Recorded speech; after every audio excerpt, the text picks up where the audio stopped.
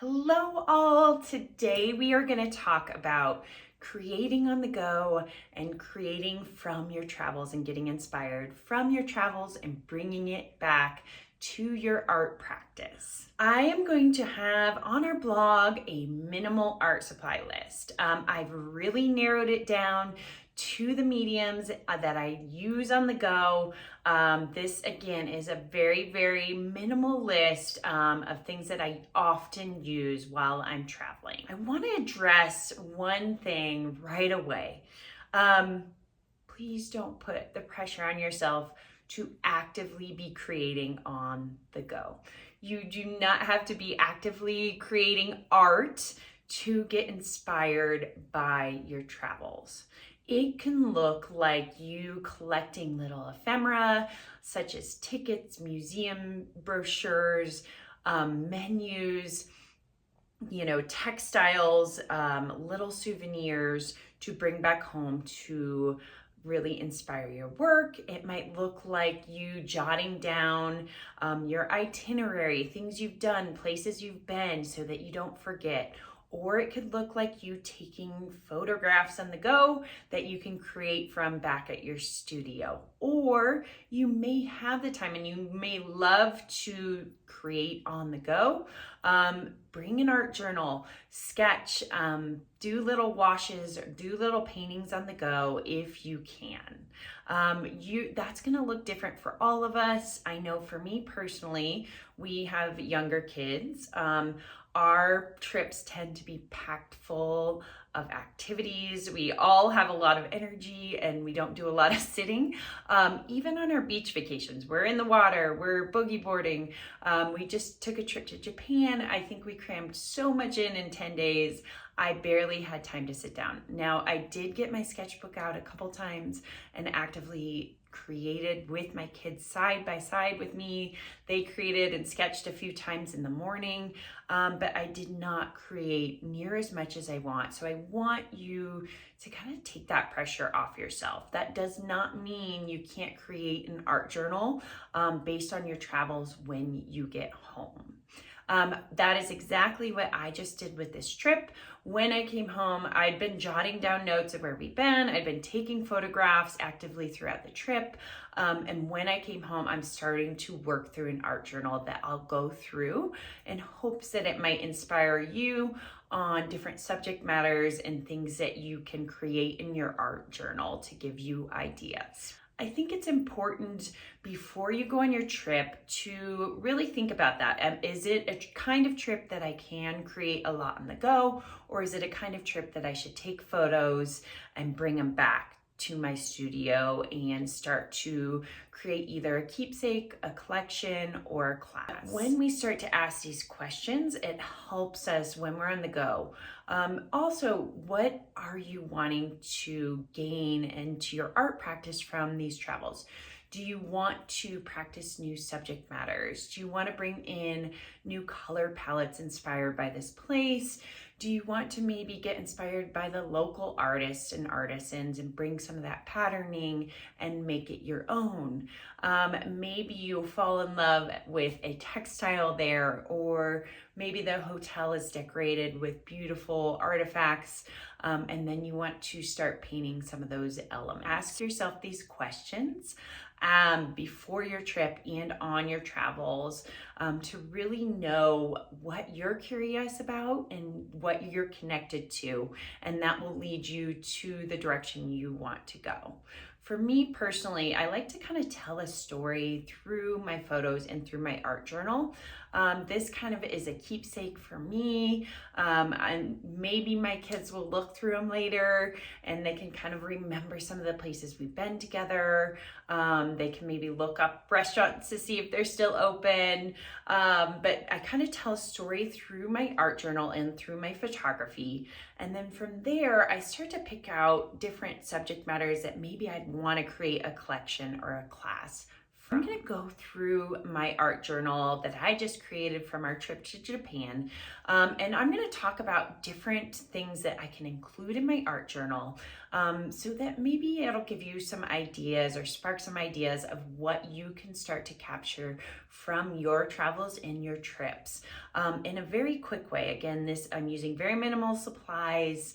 I'm not really, the more you expand the supplies, I think sometimes it makes it harder to create because then you're overwhelmed, or if you move to canvas too quickly, you might feel like the canvas is too big and you don't know what to put on it, where an art journal is a perfect way and a perfect tool to start just exploring and to really work on your own techniques and work through different mediums. I've also heard from people that they are worried about creating an art journal because they're worried they're gonna ruin it. If that's you, work on a scrap piece of paper. You can get mixed media paper, watercolor paper that you can easily glue or tape in. So if you mess up, you can throw it away or toss it out. Or if you really love it, you can start to tape it in or glue it into your art journals as well. So let's get started. I'm going to talk through my art journal for my last travels, and then we'll talk briefly about supplies, and I'll have all the links here in my blog. So I am just starting this art journal, so there's going to be a lot more I add. This was the first place we stayed. My daughter was side by side with me, and we are starting to draw just outside of our window. So that is a great prompt. Look outside your window, draw it, paint it over a cup of coffee or through breakfast. Then I started, when I came home, I actually started writing an itinerary of where we'd been so I wouldn't forget. And I tried to, as best I could, to kind of summarize it day by day, put the locations, and then kind of connect it by drawing a map. So bring in maps, you can bring in collage elements. In this particular journal, I don't have any collage elements at this point. That doesn't mean I'm gonna not put it, I'm gonna probably add in some, we have some handmade paper that I might add in as well. This was kind of like our first day close to where we were staying. There was this beautiful suspension bridge. When I got home, I started to do a little bit more research, and this is something I personally love to do. When I'm on a trip, a lot of times I'm really curious about things, and then I'll forget about it. I won't actually do the research on the go. When I come home, I was like, oh, I want to learn more about this bridge. And then I learned it was the largest suspension bridge in the world. I'm going to start jotting down these notes. So it's not only a way for me to create, but it's also a way for me to do a little bit more deep dive and do a little bit more research that I might not have had time to on the go. I do this with museums. We don't always like to do tours. So we'll be walking through a museum and I might have a lot of questions about the artwork or the architecture. When I get home, I'll write down little notes about that. And as a reminder, and when I get home, I'll do a deep dive. And so then this becomes part of my art and my research to kind of expand my own knowledge and just follow my curiosity. This was another good example of following that kind of research. We went to Himeji Castle. I'm starting to explore different color palettes in my art journal, working, with kind of these blues and these purples, and then going into a really simple where it's just this kind of what reminded me a little bit of the matcha, and then just adding in like a soft pink as a complementary color. But we were at Himeji Castle and we just walked it ourselves. We didn't do any of the guides, but then there was all these symbols on the building and I was so curious about them. I came home, I learned that these were all about the different families. So each of them had a different symbol, and then I just started writing more information. So really just following what interests you. I think the more that we do that in our art practice, the more it's going to lead us to things we want to create, right? If I'm really interested in something, then of course my collection is going to have more passion behind it. I'm going to be more excited to create because it's something that I'm interested in. And that might look different every time. You can go as simple as creating different foods. We went to a lot of markets. We had a lot of street food. They had this conveyor belt sushi. So I wanted to capture some of these things in this food that was common in the area that's not common at home. So that's always fun. It's playful. It's an easy way to kind of connect. You can do kind of more of a collage. I didn't actually do mixed media here. This is just pen and watercolor. But you can see that this was all in a day, but we went to various areas and I'm pulling out different elements from that day. And then doing my own writing. The writing doesn't have to be research. It could be your own story, your own feeling of the day, your own experience. It can be more of a journal, but mine is usually a mix of research and journaling. So I hope that gives you some ideas. We went to Hiroshima. We went to the Peace Museum. That was a very difficult day, especially with the kids. There was a lot of imagery and graphics, but a very important thing that we wanted to show them. So then I I drew out the scene of kind of the Hiroshima and the Peace Museum, and then wrote some details and my own thoughts and experience throughout that day. Then, I have different scenes on different pages now. This was one of the temples. And then underneath, I'm going to jot down where we were. Maybe I'd write the date.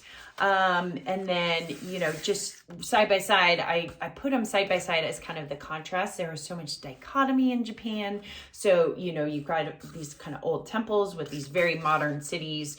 So I wanted to kind of start creating this dichotomy, even on the same page, even though they're different scenes. So if you don't feel like you can go either way, you can take things in, you could work from your own photographs, you could collage them in, get playful, have fun with it, bring in people. I haven't had many portraits in here yet. When you're on the go, if you have a camera, I always think it's great to ask someone before you take a photograph of them. So ask them if it's okay. You might get photos of people from a distance, but if they're up close, I would always ask. Then, it was cherry blossom season. So I'm starting to kind of study the cherry blossoms, the history, the symbolism, and kind of connect to kind of the flora and fauna as well as the landscapes. Again, market, we went to a market. What kind of foods did we see there? I'm starting to bring in signs. And then I'll draw the bigger market scene right here. So this is just the start of mine. And I have, more than half of my trip that I still want to put into this. So I hope this gives you some ideas of what you can put into your art journal. And then from here, I'm gonna go through and I'm gonna start to look at some color palettes that I've built. I might get inspired by some of those origami papers we brought home. We brought back some ceramics, some of those things that I'm going to create a mood board, and I will also put that onto our blog to see, so you can start to see the gathered elements that I've created. Maybe I print out some elements from online and then I start to create a mood board just from our trip, and maybe that mood board may lead into another collection or to another class that I create. So you could keep it as simple as making a keepsake journal, something that your family can have, something you can look back on, and something that helps you work on your art practice, or you can move into bigger pieces from your travels. I am going to go through our art supplies, and if you have any questions, I would love to hear. I'd love to hear of your travels, how you like to create on the go. Thank you so much for joining me, and stay tuned. If maybe I'll come up with a collection, we'll see. Let's talk supplies. This is my minimal art supply travel list. I've really narrowed it down over time. I used to bring a lot more, and then I realized I wasn't using half of the stuff, and it was heavy to pack and took up space. So I have figured out what works for me. really think about what you love, what you like to work with, and be realistic about the trip and how much time you might have to create. Some trips are going to look different than others. So first off, I want to have a couple journals. I love this Peganol one. It's really small, but the paper is fairly thin. So this is more my sketch drawing one. I might even take notes in this one, but I really like the landscape style. And then this is a little bit thicker paper, and it has that thick linen cover. And I find that, gouache and watercolors do really well. The only time I have trouble with it kind of bleeding through is when I use kind of some permanent markers. But, and maybe if you have acrylics, you might want to find a thicker page. But again, really great sizes. They come in a variety of sizes, so they're easy to pack. Then I want to have some drawing tools. So I have my pencils. These come in different values. So some are light, some are dark. My micron pens, which are permanent, so you can easily add water over them and they're not going to smear. And then I have my water soluble colored pencils. This comes in a big kit. But I'm not going to pack the whole thing. So I'm just going to pick a few colors. Let's say I'm going to the beach. I might want to pack some more blues and greens with a little, yellows for the sand or a neutral brown. But just kind of pick a few colors based on the place that you're going to. So I have a few colors out here. These are great because you can add water to them. They could be in place of your watercolors if you like to sketch more than you like to paint. And then always make sure you have a nice sharpener. I have a kneaded eraser, a mono Tombow eraser as well. And then a couple clips to hold my journal pages. There's some heavy duty ones or just some lighter ones here.